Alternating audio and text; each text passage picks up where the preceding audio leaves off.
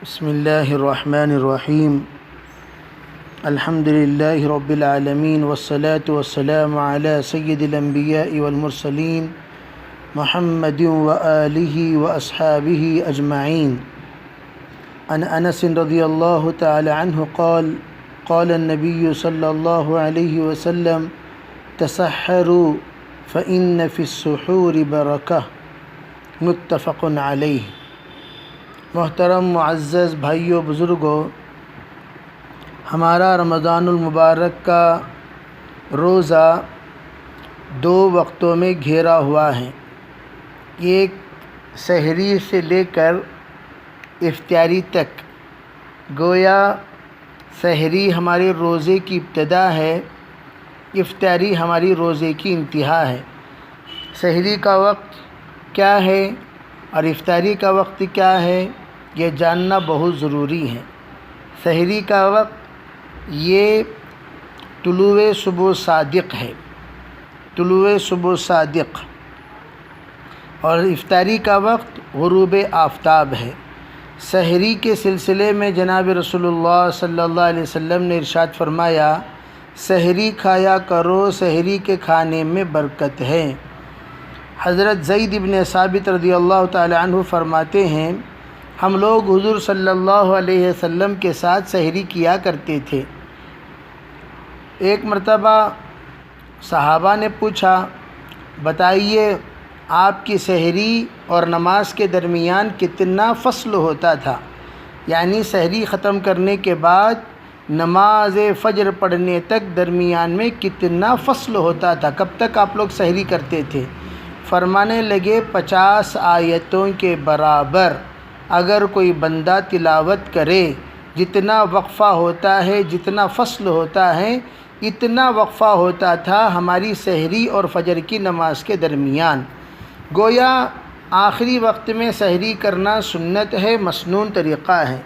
پہلے زمانے میں سحری کی اجازت نہیں ہوتی تھی، جس کی تفصیلات میں تفسیر میں انشاءاللہ کل بتاؤں گا۔ اللہ کے رسول علیہ الصلاۃ والسلام کی اس فکر اور اس تڑپ اور کرب کی وجہ سے اللہ نے اس امت پر احسان فرمایا سحری کے ذریعے سے۔ چنانچہ آیت نازل ہوئی، وَكُلُوا وَاشْرَبُوا حَتَّى يَتَبَيَّنَ لَكُمُ الْخَيْطُ الْأَبْيَضُ مِنَ الْخَيْطِ الْأَسْوَدِ مِنَ الْفَجْرِ ثُمَّ أَتِمُّوا الصِّيَامَ إِلَى اللَّيْلِ۔ اللہ نے حکم دیا، کھاؤ پیو۔ پہلے اگر کوئی بندہ افطاری کے وقت میں سو جاتا، آنکھ لگ جاتی، تو دوسرا روزہ یوں ہی کنٹینیو کرنا ضروری تھا۔ درمیان میں کھانے کی اجازت نہیں تھی، لیکن اللہ نے اجازت مرحمت فرمائی۔ کب سے کب تک؟ جب سے غروب آفتاب ہو، اس وقت سے لے کر صبح صادق تک۔ اس کی تعبیر اللہ نے قرآن میں اس طرح فرمائی، جس کو یہاں نقل کیا گیا ہے، حَتَّى يَتَبَيَّنَ لَكُمُ الْخَيْطُ الْأَبْيَضُ، یہاں تک کہ اس وقت تک تم لوگ کھا سکتے ہو، پی سکتے ہو، جب تک کہ سفید دھاگا کالے دھاگے سے جدا نہ ہو جائے۔ یعنی سفید دھاگا کالے دھاگے سے جدا نہ ہو جائے کا مطلب کیا ہے؟ صحابہ اکرام رضی اللہ تعالی مجمعین اس کو حضور علیہ الصلاۃ والسلام سے سمجھے۔ کس طرح؟ اس طرح کہ آپ نے فرمایا، سفید دھاگا سے مراد صبح صادق ہے، کالا دھاگے سے مراد یہ رات کی اندھیری ہے۔ رات کی اندھیریاں جب سفید یعنی صبح صادق سے جب جدا ہوتی ہیں، اس وقت تمہارے سحری کا وقت ختم ہو جاتا ہے۔ حضور علیہ الصلاۃ والسلام نے ایک دوسرے موقع پر اس طرح ارشاد فرمایا کہ کہیں تم لوگوں کو ام مکتوم کی اذان جب تک سنائی نہ دے، اس وقت تک تم لوگ سحری کرتے رہو۔ اس لیے کہ رمضان مبارک میں آپ نے 2 مؤذن بنا دیے، ایک مؤذن حضرت بلال رضی اللہ عنہ اور ایک مؤذن ابن ام مکتوم یہ نابینا تھے۔ حضرت بلال رضی اللہ تعالی عنہ تہجد کی اذان دیتے تھے، سحری کے لیے جگایا کرتے تھے۔ جب سحری کے لیے حضرت بلال رضی اللہ تعالی عنہ جگایا کرتے تھے تو صحابہ کرام اٹھ کر سحری کرتے، اور سحری کرتے کرتے حضرت عبداللہ ابن مکتوم کو حضرت بلال رضی اللہ تعالی عنہ کہتے کہ بھائی اس وقت صبح صادق کا وقت قریب آ گیا، چلو تم اذان دو۔ حضرت عبداللہ ابن مکتوم رضی اللہ تعالی عنہ اب کھڑے ہو کر اذان دیتے تھے۔ وہ اذان سحری کے ختم کی اذان اور فجر کی نماز شروع ہونے کی اذان ہے کہ اب تم فجر کی نماز کی تیاری شروع کر دو۔ چنانچہ حضور اکرم صلی اللہ علیہ وسلم کا ارشاد ہے، آپ نے فرمایا ان بلالا یؤذن بلیل فکلوا واشربوا حتی یؤذن ابن مکتوم۔ آپ نے کہا بلال اذان دیتے ہیں رات میں، تم کھاتے رہو پیتے رہو جب تک کہ اذان نہ دے حضرت عبداللہ ابن مکتوم، تب تک کھاتے پیتے رہو۔ سے یہ بات واضح ہوئی سحری کرنا سنت ہے۔ اسی بات کو واضح کرتے ہوئے عمرو بن العاص رضی اللہ تعالی عنہ فرماتے ہیں، جناب رسول اللہ صلی اللہ علیہ وسلم نے ایک مرتبہ ارشاد فرمایا، فصل ما بین صیامنا و صیام اہل الکتاب، ہمارے اور یہود اور نصارے کے درمیان جو روزے میں فرق ہے وہ یہ ہے کہ وہ لوگ سحری نہیں کرتے لیکن ہم لوگ سحری کرتے ہیں، چاہے ایک لقمہ ہو، دو لقمہ ہو، چند لقمے کیوں نہ ہو، ہم اٹھیں سحری کریں۔ سحری کھانے میں برکت ہے، ہمت ہے، طاقت ہے، سنت ہے، اور سب سے بڑی بات یہود و نصارہ کے روزوں سے فرق ہے، اور یہی بات مطلوب بھی ہے۔ خالف الیہود والنصارى، خالف الیہود والنصارى، جناب رسول اللہ صلی اللہ علیہ وسلم ہمیشہ اس بات کو پسند کرتے تھے کہ ہم کبھی یہود و نصارہ کے موافق نہ رہیں۔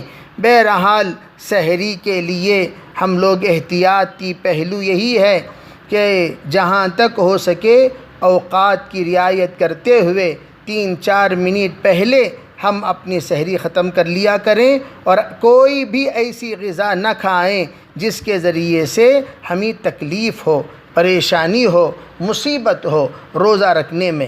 اسی لیے علماء کہتے ہیں مسالے دار کھانا کھانے سے اجتناب کریں، سحری میں ہلکا پھلکا کھانا، ایسا کھانا کھائیں جس سے گیس نہ بنے، ایسا کھانا کھائے جس سے کھٹے ڈکار نہ ہو، ایسا کھانا کھائے جس سے آدمی کو اپنا دن گزارنے میں تکلیف نہ ہو، ایسا کھانا کھائے جو زود ہضم ہو جائے اور روزہ آسانی کے ساتھ رکھ سکیں۔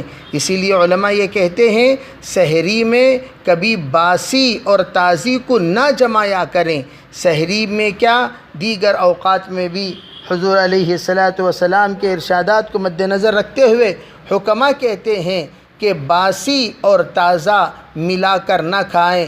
باسی کھا لیے کوئی حرج نہیں، تازہ کھا لیے کوئی حرج نہیں، لیکن باسی اور تازہ ملانا یہ منع ہے۔ باسی سالن تازہ کھانا یا تازہ سالن باسی کھانا، اس طریقے سے ملانے سے طبیعت میں بگاڑ پیدا ہوتی ہے۔ اور اسی طرح دوائیوں کا اہتمام، جیسے عام طور پر لوگ شوگر پیشنٹس وغیرہ اس بات کی شکایت کرتے رہتے ہیں کہ ہمیں روزہ رکھنے نہیں ہوتا، دوائی کھانا، یہ دوائی کے وجہ سے بہت سارے لوگوں کے روزے چھوٹ جاتے ہیں۔ ان تمام احباب کے لیے انشاءاللہ اگلی جو ہماری قسط ہے مسئلے مسائل کی قسط، اس میں تفصیل سے بتاؤں گا کہ شوگر پیشنٹس وغیرہ کس طریقے سے اپنا اہتمام کرنا چاہیے۔ آپ لوگوں کو ایک بات عرض کر دیتا ہوں، وہ یہ کہ ترتیب بدل لیں، بس صبح کی دوا سحری میں کھا لیا کریں، دوپہر کی دوا افطاری میں کھا لیا کریں، رات کی دوا سونے سے پہلے کھا لیا کریں۔ انشاءاللہ طبیعت میں آرام رہے گی، طبیعت درست رہے گی۔ دیگر جو معذورین کے لیے جو ضروری مسائل ہیں وہ انشاءاللہ فقہی اسباق میں، مسئلے مسائل کے اسباق میں آپ کو بتائے جائیں گے۔